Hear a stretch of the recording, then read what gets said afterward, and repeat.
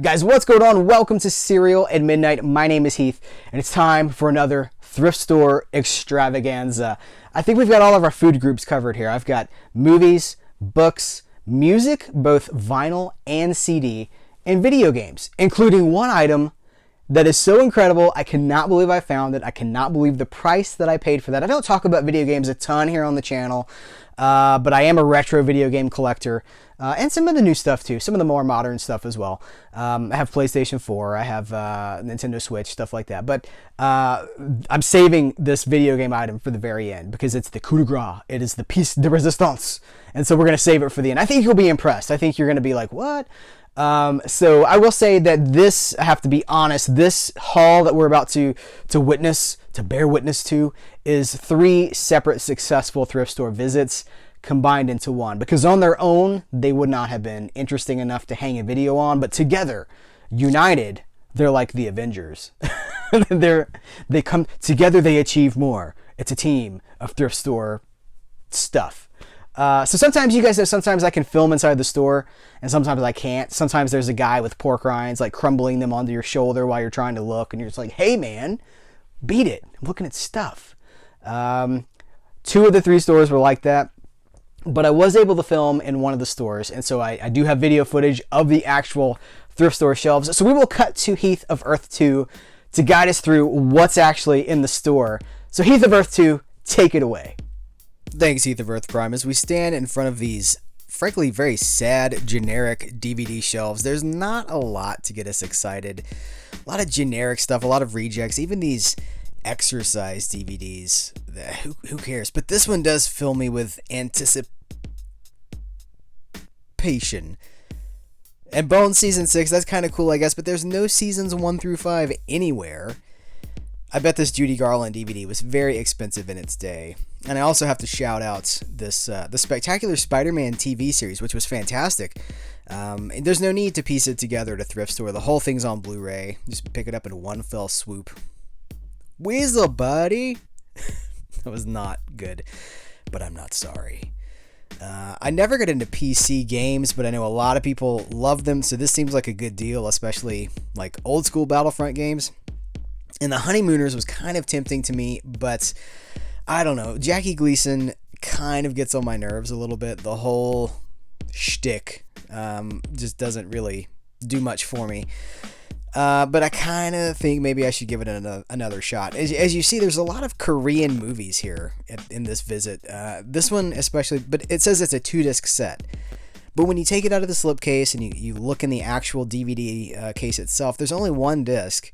And the case is generic. It's like just a black case with no artwork. So I'm not sure the legality of these. Here's another one. I'm just not sure. Are these bootlegs? Like well done Asian bootlegs? Are these official releases? I don't know, but I just ended up leaving them. Men in Black, Hunger Games. That's kind of cool, I guess. And this is a statement on where we're at with physical media, because here's a shelf of Disney DVDs. Classics, Peter Pan, Frozen, Finding Nemo, Beauty and the Beast at a thrift store for $2. And here's some Blu-rays as well, still sealed. Sling Blade is still sealed. King Kong, the Peter Jackson King Kong, is still in the shrink wrap. And I have the Scott Pilgrim Steelbook, and I love it. But that's going to do it here. Back to you, Heath of Earth Prime. Thank you so much, Heath of Earth 2. That was incredible coverage. As always, you are worthy of an Emmy. Incredible, incendiary coverage. Guys, where do you want to start? Let's start with the movies. We always tend to start with the movies. This is going to be, I got a couple here. You're going to be like, but maybe not. I don't know. So I picked up Better Off Dead, and I have to be honest with you guys. I've never seen Better Off Dead all the way through. That's the key. I've seen parts of it, but I've never bought Better Off Dead. I've never owned it. And I've seen it like here and there on TV. I've caught pieces of it, but I've never seen the whole thing.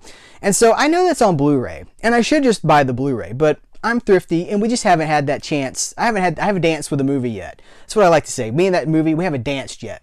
But there's a time. We have an appointment. We all have gaps in our knowledge, right? We all have cinematic gaps or whatever we're passionate about. Music gaps. We all have some gaps. This is one of mine, and I'm filling it.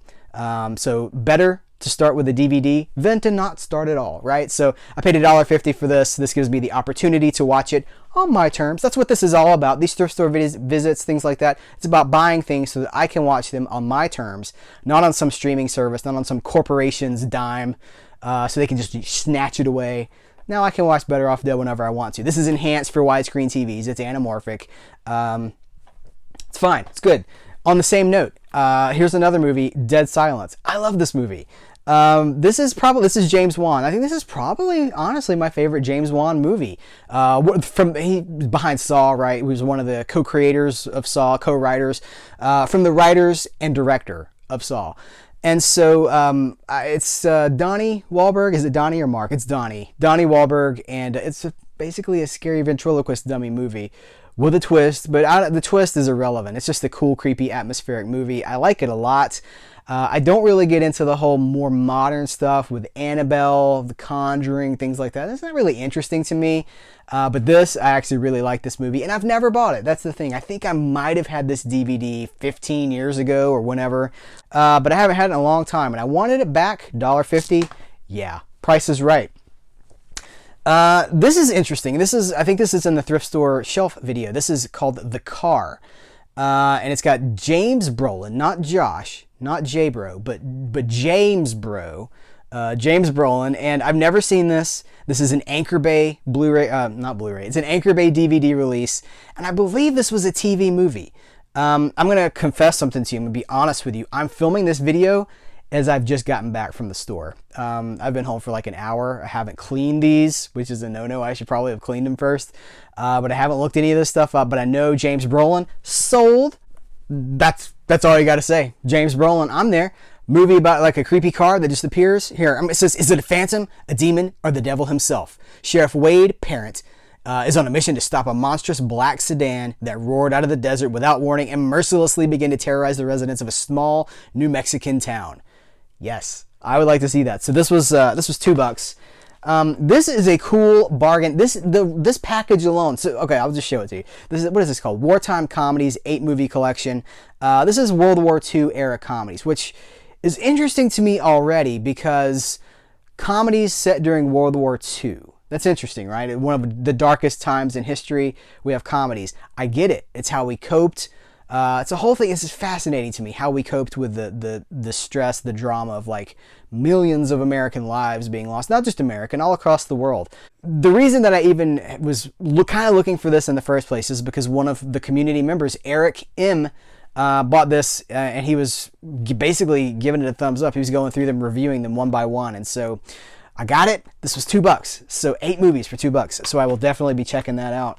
I grabbed Old School on Blu-ray. I thought that I had this, but I was checking my database. My movie database is on my phone. Collectors with a Z, CLZ Movies is the name of the app. I love it.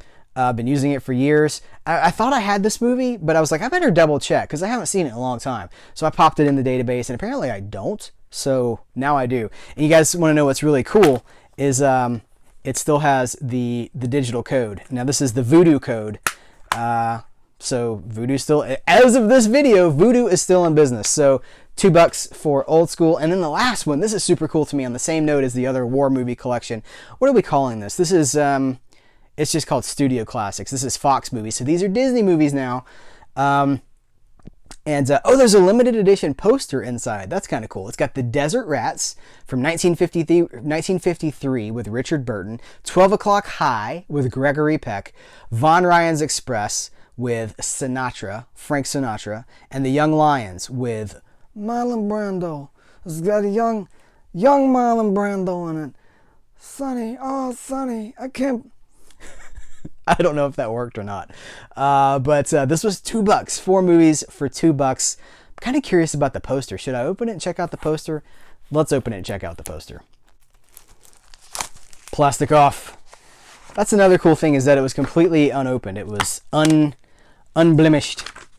Oh, so each movie, hey, check it out. Each movie has its own dedicated disc. So not combining anything. This is probably just a compilation of previous released Fox films. But the poster, here's the poster. So let's see. This is pretty tiny. This isn't a poster. This is just a piece of paper. This is just a piece of paper. What? Is this what they're calling a poster for real? Okay, my bad. I'm reading the back of the sticker. It says, go to Fox 75th and enter the following code. That promotion is probably long since over. But if I go to that website, hey, Fox, they're Disney now. So I'm sure that doesn't work. But whatever.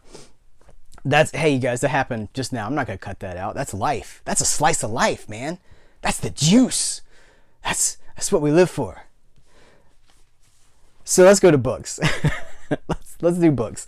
I picked up Jaws by Peter Benchley because I've never read Jaws. Now there's like 1.5 billion copies of Jaws in the world, and I had said to myself, the next time I see a copy of Jaws, the novel, I'm gonna buy it.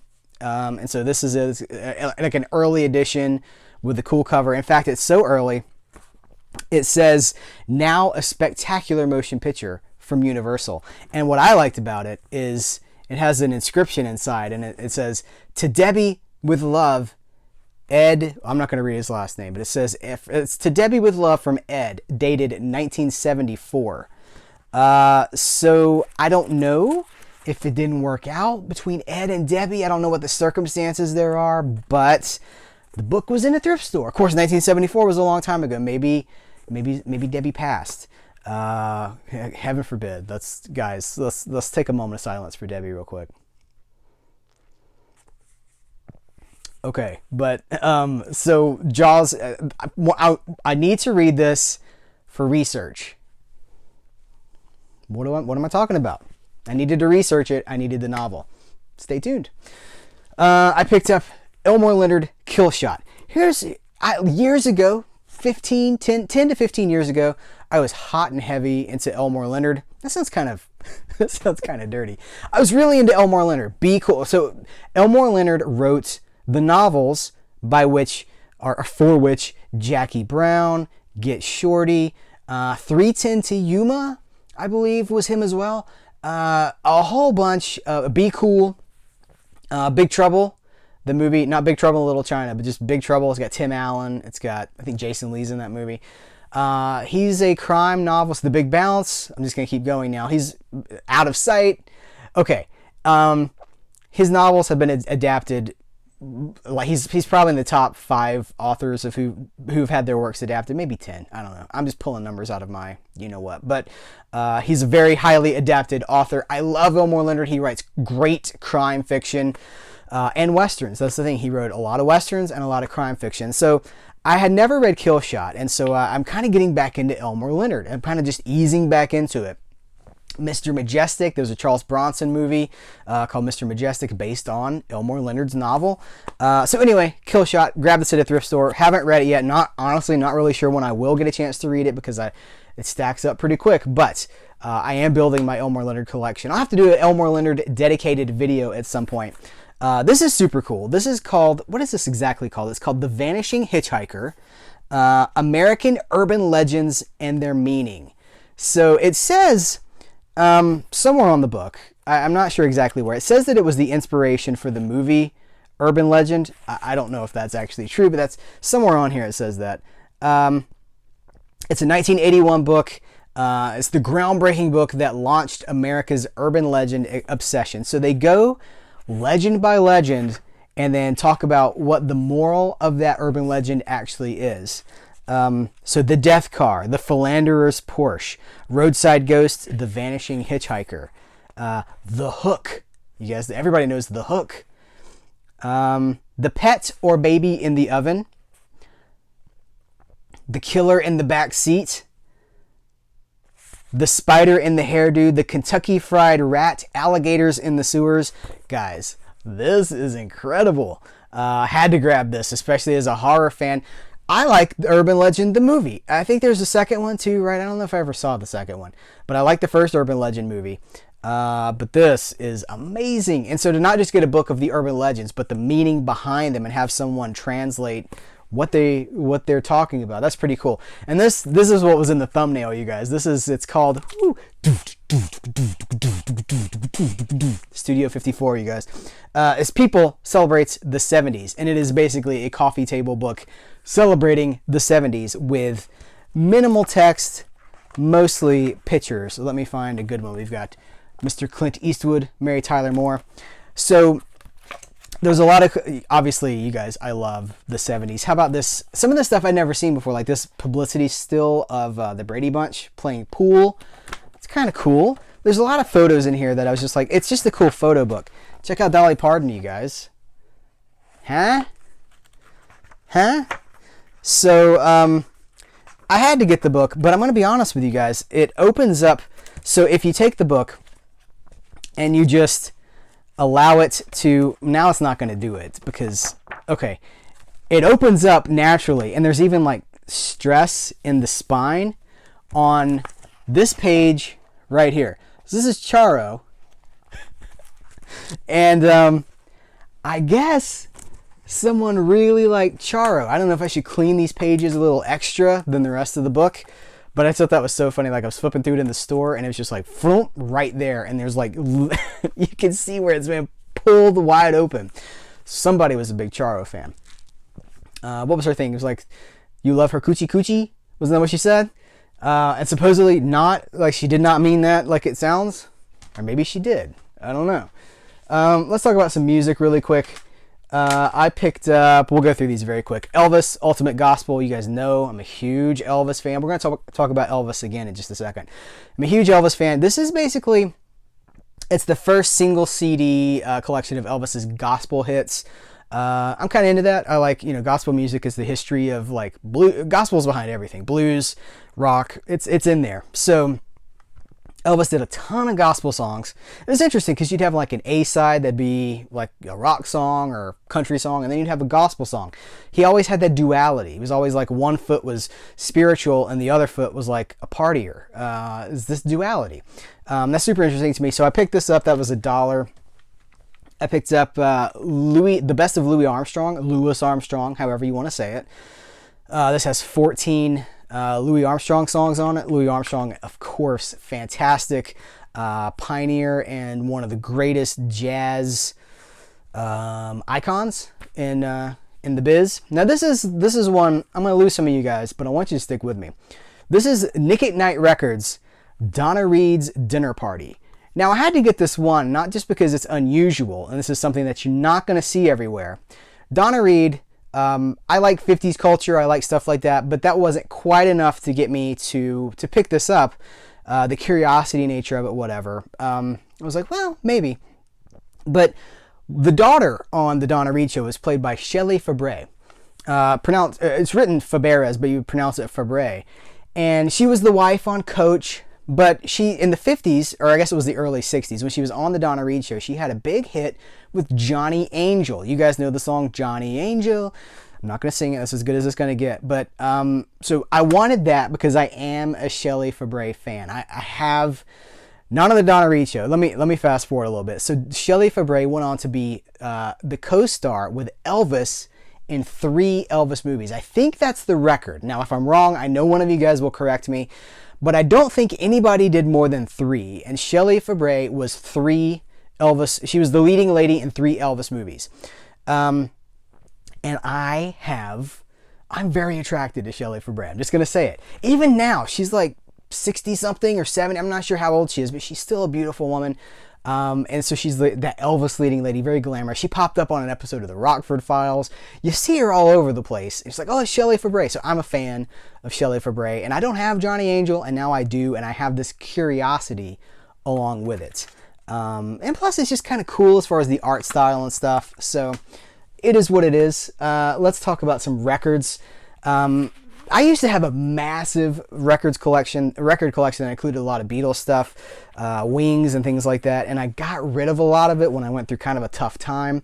And so I'm trying to slowly get some of this stuff back. So I did pick up Double Fantasy with John Lennon and Yoko. I don't think it's a great album. It's his last album, unfortunately, if you know what went down with Mark David Chapman at the shooting at the Dakota. This album is bittersweet because it represents it's the album that John Lennon was promoting upon his assassination. But there's some good stuff on here. It's got Watching the Wheels. It's got Just Like Starting Over. So it's in great shape. It honestly doesn't look like it's been listened to. Take from that what you will. But I had to pick it up. I also picked up Wings, Back to the Egg, which I don't think I've ever owned, and I was looking at the back of it, and I don't really recognize any of these songs either, but I love Paul McCartney, and I am building his solo career back up on my vinyl collection. I picked up this Mamas and the Papas 20 Golden Hits. This seems like it's a good mix between, I'll show you guys if you want to pause it here so you can see the songs. It's got a good mix of the hits and some songs that I don't know. I think we all know, we can probably all name 2 or 3 Mamas and Papas songs, but there's some on here that I just don't know. And so it seems kind of generic. I think this is one of those later aftermarket releases. It's from ABC Records in 1973, so it's not too late. These also look really good. Check it out. The Cars, Shake It Up. Yeah, right? Cars always had great covers. Their new wave stuff, Cars were great. And I think the Cars have been continued. Their legacy lives on in bands like Weezer. And the Blue Album was produced by Rick Ocasek, right? Maybe more, but their legacy lives on. So these are one of those bands that was popular, but maybe more popular since they went away. And this last one was just a really interesting curiosity to me. When you see curiosities like the Donna Reed CD, you get them. You get curiosities. It's this record. It's just called Rock. But it's got some really cool stuff on here. It's got a lot of fuzz on it too. It's got some really interesting things you might not expect. It's got Blood, Sweat, and Tears, Just One Smile, Fleetwood Mac, Stop Messing Around, Santana, Treat, Gary Puckett and the Union Gap, Lady Willpower, The Hollies, The Mighty Quinn. You guys know that's the song Bob Dylan wrote. And it's the Hollies version. I like the Hollies quite a bit. Big Brother and the Holding Company, Janis Joplin, it's her band, Ball and Chain. In fact, I think they even reference the side ends with 9 spellbinding minutes of Big Brother and the Holding Company featuring Janis Joplin and a legendary live performance of Ball and Chain. The record looks fantastic. It has its original sleeve. There's nothing on it, but look at how old and weathered that is. So this is an official Columbia album. This is not like a Pickwick label or anything like that. This is Columbia. So that's the music. Video games. Let's wind it down. Let's wrap it up. Send it home. Guys, I grabbed for PlayStation 2 Stitch Experiment 626. His Experiment 626. Never played this. Looks cool. I do like Stitch quite a bit. Stitch has kind of always been, I like the Polynesian thing, the Elvis connection. That's the third Elvis mentioned in this video. Oh, am I a fan or am I a fan? But this is in great condition. This was $2. PlayStation 2 games currently at this thrift store, $2. I don't think you can beat that. I picked up Transformers Revenge of the Fallen. Don't love the movie, but I do love Transformers. So again, for $2, I'll give it a shot. I should say this one does have the manual. It's kind of rare when you find these used games that have the manuals with them. Does Stitch also has the manual. The manual. Okay, I picked up Nintendo DS Space Camp because those of you who've been watching the channel for a while know if something's got space or Space Camp or Space and Rocket Center on it, it's coming home with me. I'm a big fan. We did a video at the US Space and Rocket Center. If you haven't seen it, check it out. It was a lot of fun. I love space. I think I always wish that I could have gone to Space Camp. We've talked about the movie Space Camp with Kate Capshaw. So I had to grab this. It looks honestly, it looks like it's for little kids, but that's okay. You know, you just play it for a few minutes while you're watching TV. I don't know, whatever. Here we go. This is the last thing, you guys. We're gonna wind it down with the pinnacle. I picked up a Black Label copy of Final Fantasy VII at a thrift store for $4. $4, Black Label PlayStation 1 Final Fantasy VII. Now, it does not have the manual. Does not. So that's unfortunate. But it's got all 3 discs. And they are flawless. Let me see. You see that?